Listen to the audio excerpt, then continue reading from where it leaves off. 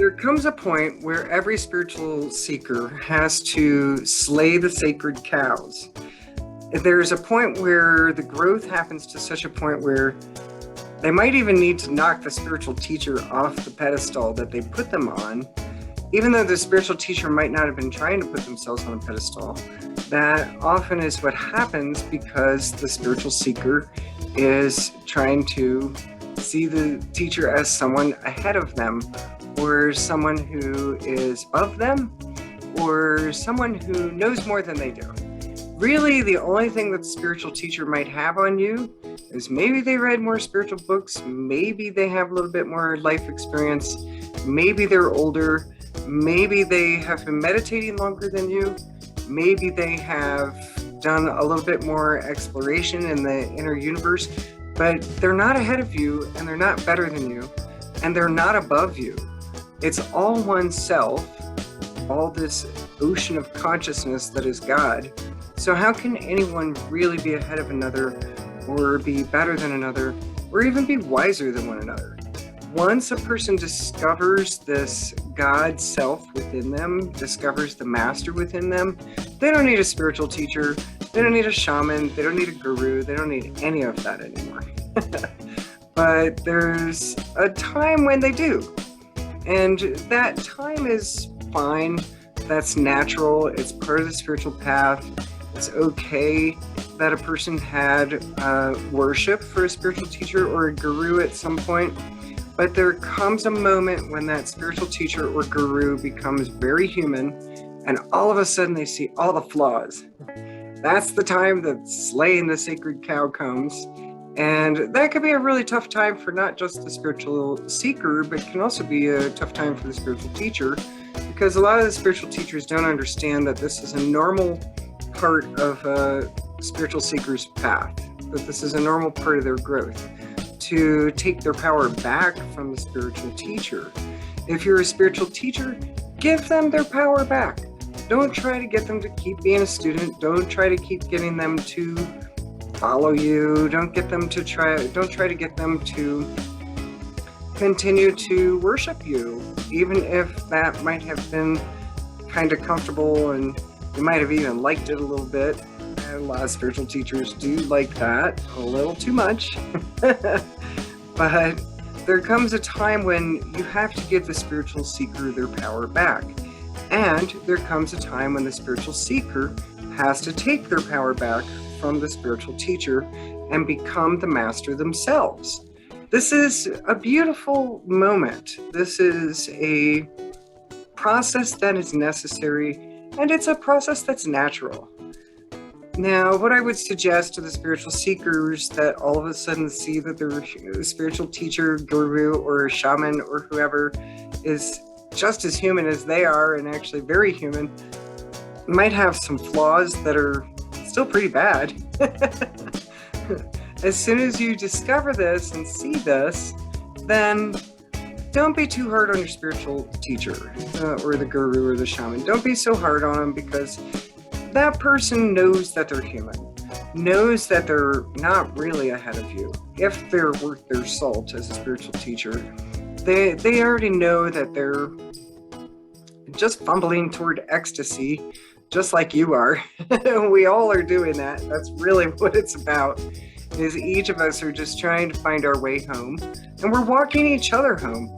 It's not like one is really the one walking the other one home. Even a spiritual teacher is still learning from the students, is still learning how to be more compassionate, is still learning how to be more tolerant, how to be more, maybe even define boundaries on what they'll accept or not accept from spiritual seekers. So, and spiritual seekers have to also define their boundaries, and they're also learning about loving themselves. They're learning about maybe having boundaries with a spiritual teacher, especially if the spiritual teacher is doing something wrong, which many of them are. So don't project on your spiritual teacher or your guru, especially if there's any sexuality involved, that they're actually in integrity. Because not everyone is. And even if it's not something that drastic, maybe they're on an ego trip. You know, it just kind of goes along with the territory, and that's part of the lessoning for a spiritual teacher or a guru or a shaman, is to actually sometimes get knocked off their ego trip. And that's part of the teaching, and to become more humble. And that's not a bad thing either, but try not to make it a big, terrible drama as the spiritual seeker. If you decide that you don't want to be part of that organization anymore, if you decide that you don't want to follow that teacher anymore, just go quietly and find the next person who you can get something from, or better yet, go within and meet the master inside you and get your answers from there. Because really, you have all the answers within you. Yes, it does help to have a spiritual teacher or a guru or a shaman in the beginning to teach you some of the basics, especially if you're a beginner. For instance, if you're learning how to play guitar, there's a time when really the guitar teacher is absolutely necessary to speed up your progress on the path. That way you don't have to reinvent the wheel and learn all the scales by yourself and figure them out.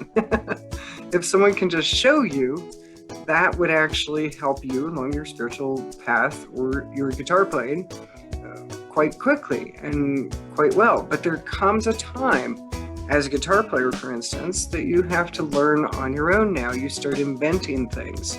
You start figuring out your own riffs if you're learning lead guitar. You start writing your own songs after you've learned other people's songs. You start exploring your voice. And it's the same thing with spiritual seeking. You start exploring your voice, you start exploring the master within and discovering your own answers. Basically, you don't need guidance anymore because you got the basics. And the spiritual teacher is good for the basics. But what I would encourage you to realize is that to follow a spiritual teacher for any length of time, it's really not going to be, the cat's here if you were wondering whose tail that is. That's my cat's tail. She loves to be part of these videos. She can't help herself. Oh, now she jumped down now and I'm talking about her. But the spiritual teacher situation and the spiritual seeker situation, it's an old paradigm that's going away. It's there, it has its use. Just like when you're in college and you want to learn how to be a biologist, you have a teacher. But then there comes the exploring stage. Then there comes the time when you are no longer needing instruction. Now you are discovering from within. Your ultimate goal is to leave any spiritual teacher that you meet. Your ultimate goal is to grow out of needing a guru. Your spiritual goal is to basically be your own teacher and your own guide and your own leader. That's where it's going in the long run. So while you need a spiritual teacher, while you get something out of what a spiritual teacher says, enjoy it, be happy with that, and take the guidance as however long it feels right to take it. But then there comes a time when you have to basically branch out on your own. It's like the seedling can't grow underneath the big tree. So there comes a moment where you, as the seedling that has started to grow, has started to take shape, has started to gain some skill, you have to be out in the sun by yourself so you can grow big and strong on your own. And so think of it this way, that when you've grown out of the spiritual teacher, you've grown out of needing a guru, you've grown out of wanting a shaman to guide you, let it be an easy transition, because the spiritual teacher doesn't necessarily need to be beat up for you to take your power back. This is a taking your power back. You gave it temporarily to the spiritual teacher. You gave it temporarily to the guru. You gave it temporarily in order to be guided and to be willing to accept instruction. And during this time, you were happy being in that state. But when it comes to the time when you're not happy being in that state, take your power back gently as you gave it. You can take your power back in a way that's beautiful, You might even want to have a talk with your spiritual teacher or write them a thank you letter and say, you know, I guess it's time for me to move on. It's time for me to guide myself, and I really appreciate everything I got from you, and maybe I'll be back, or maybe not, but I just want to say thank you. Instead of being angry with the spiritual teacher or the guru because suddenly you saw that they're human, instead of that, maybe a thank you letter would be a better way to take your power back. And then it would be easier for the teacher to let you go in a space of love as well, without needing you to continue to buy their stuff, or listen to their videos, or go to their courses or seminars, whatever it is that you've been doing to support that spiritual teacher up until now. And as a spiritual teacher, you've got to let that person go. And if you can do it graciously, that's really the best way to go about it, so that the person isn't traumatized in the parting. Maybe even have a talk with a student that seems to be going in this direction, where they're starting to get angry with you for being human, or they're starting to pick at you and criticize you. You might say, this sounds to me like this is the time for you to maybe branch out on your own and start discovering your own guidance, because it seems like my service to you has been served. And you're welcome back if you want, but let's part in a good way. And that way, maybe they can just turn up once in a while and say hi, and you get to see how they're doing. And same for them, they get to turn up and show you how well they're doing without you. And it could be a joyous thing. It can be a joyous moment of their growth that you allow graciously and do graciously with them. And it doesn't have to be a slaughtering of the sacred cow in order to move on into their power. I see this all the time with spiritual seekers and spiritual teachers, where one isn't willing to let go of the other easily. For instance, the seeker might have to give the spiritual teacher a public black eye, or be hurtful in some way in order to feel justified in this leaving. And sometimes the spiritual teacher, I see, also gets angry with a student who suddenly doesn't want to buy their stuff anymore, or suddenly doesn't respect them anymore, which it's not personal, it's just part of their growth. And if you can let it happen graciously and easily with love, then you're actually a good spiritual teacher then. If you can let go of a student without resentment or feeling like somehow maybe you even failed.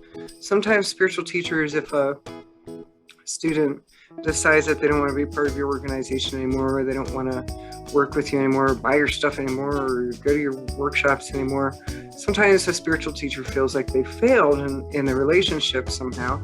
And that's not true. You didn't fail. What happened is that person is ready to go on to a different step. That person is ready to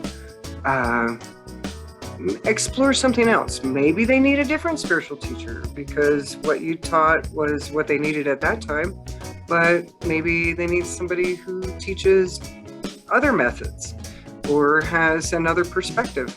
That's okay. Let that be okay. It's more about whatever it takes to get a spiritual seeker awakened, whatever it takes to help another human heal, whatever it takes, that's what it takes. And if you can be gracious about that, then you're doing your job. Even if that means that you are no longer the person that they need. It feels good to be needed. It feels good that someone listens to what you have to say, and it feels good that someone appreciates your work. It feels good.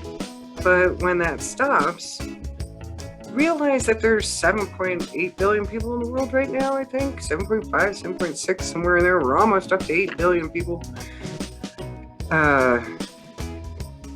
Maybe it'll be 10 billion pretty soon. Who knows? There's going to be plenty of people who are hanging on your every word and want your guidance.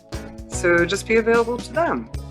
And really, if a spiritual seeker is staying with you forever and they're never moving on, then you better wonder whether you're doing a good job.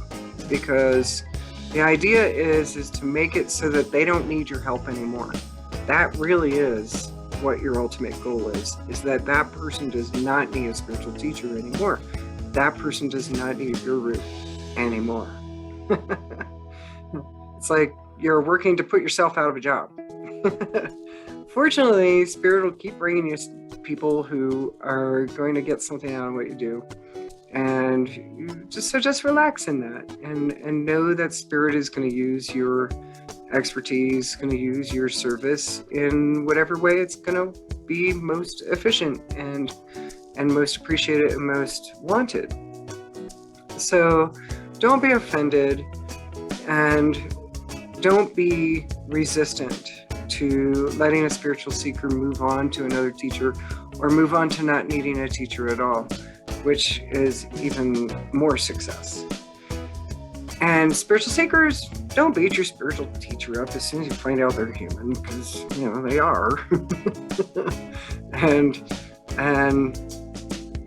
sometimes they've been able to hide it well, that they're not as human as you, or maybe not as dysfunctional as you. I don't know what the right words are. Not as dysfunctional as some humans, maybe not you in particular, but and then you get a peek where you see them in a bad moment, or you see them get angry for a moment, or you see them exhibit some kind of flaw that maybe it's a flaw, maybe it's not, maybe you're misperceiving it, who knows, but maybe you aren't, and that flaw is definitely there. If that's the case, be compassionate, be gentle, be nice, because that's another human, that's another child of God, that's another part of God that is on the spiritual path just like you are. Just because they're in the position of spiritual teacher does not mean that they don't have feelings too, and that they can't be hurt as well by someone purposely reaching out and punching them in some way. So try to take your power back gently so that the spiritual teacher isn't hurt. If you feel like you have to say something, say it as diplomatically as you can in a letter, maybe just to that spiritual teacher. Say it as gently as you can, say it as nicely as you can, and also acknowledge that maybe there's some learning for you here too. And then it will be well received, and that teacher can grow from it. Whenever you have an issue with someone, try to think of the way that you can put it so that they can actually hear you and grow. Because if you're yelling at them, even if it's in a letter or an email, if you're yelling at them, they can't really hear you and they probably won't take it in. And whereas if you plant the seeds of growth for even your spiritual teacher, then you actually accomplish something positive. So I wanted to address this spiritual teacher, spiritual seeker moment, this spiritual teacher and spiritual student, guru, devotee, shaman, medicine participant, I don't know what you would call that. But I wanted to address this for a moment because there is a tendency for adoration of gurus, spiritual teachers, and shamans. They're kind of like the spiritual rock stars. And some of them take advantage of the groupies, shall we say, financially, emotionally, maybe even physically. It happens. And if your spiritual teacher ever wants to have sex with you, that is probably time to leave. Just to give you that parameter.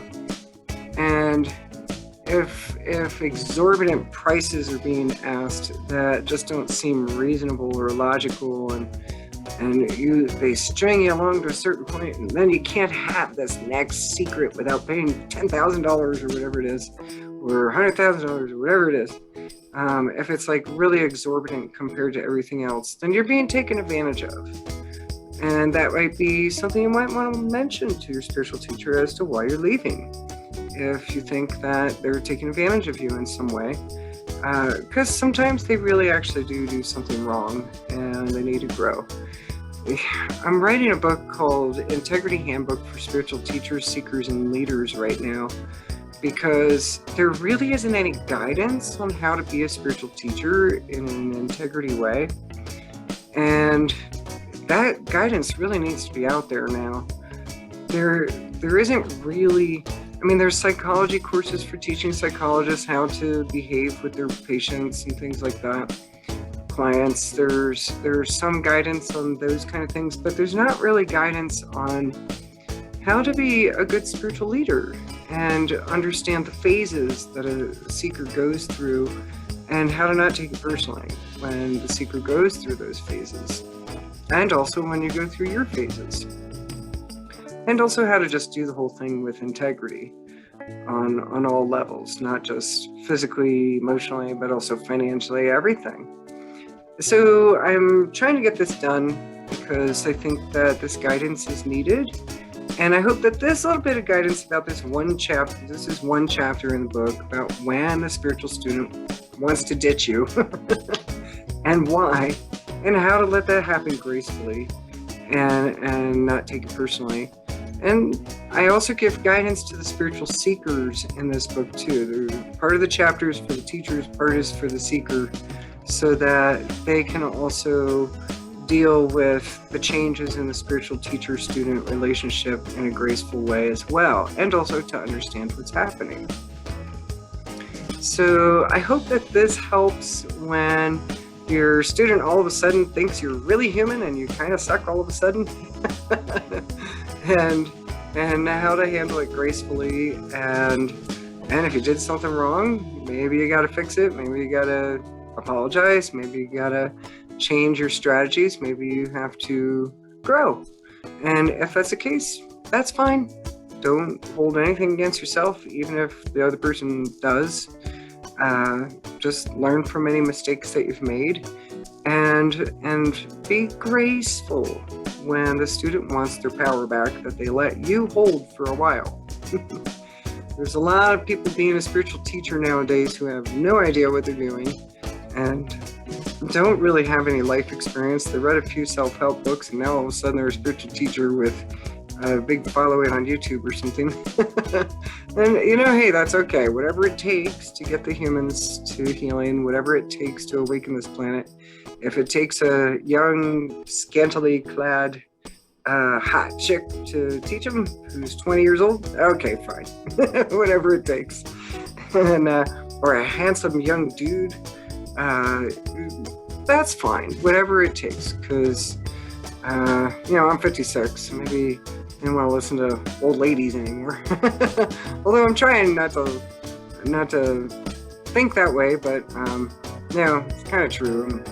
I'm from a different generation, I guess.